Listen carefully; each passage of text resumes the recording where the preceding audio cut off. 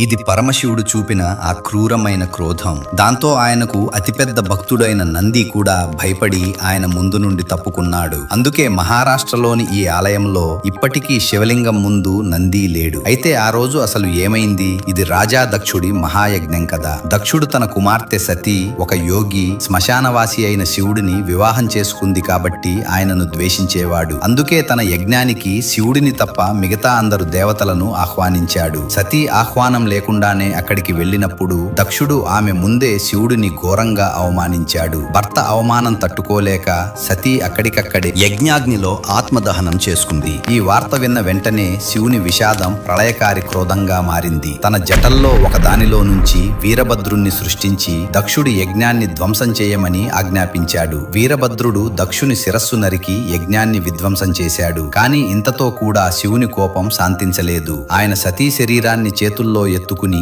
వినాశక తాండవం ప్రారంభించాడు. సృష్టిని రక్షించటానికి స్వయంగా భగవాన్ విష్ణువు ముందుకు వచ్చి శివునికి తన ఈశ్వరుడిగా ఉన్న కర్తవ్యాన్ని గుర్తు చేశాడు. పురాణాల ప్రకారం ఆ దివ్య సంఘటన జరిగిన ప్రదేశమే ఈ రోజు మహారాష్ట్రలోని కొల్హాపూర్లో ఉన్న కోపేశ్వర మహాదేవాలయం. ఆ రోజు శివుడి ఉగ్రకోపం ముందు నంది కూడా వెళ్లడానికి భయపడి నిలువలేదు. విష్ణువే శివుడిని శాంతింపజేశాడు. అందుకే ఈ ప్రత్యేక ఆలయంలో శివలింగం ముందు నంది విగ్రహం కాకుండా భగవాన్ విష్ణువు విగ్రహం ఉంది. మహాదేవుని భక్తులారా, కామెంట్స్ లో హర హర మహాదేవ్ తప్పకుండా రాయండి. లైక్, సబ్స్క్రైబ్ చేయండి.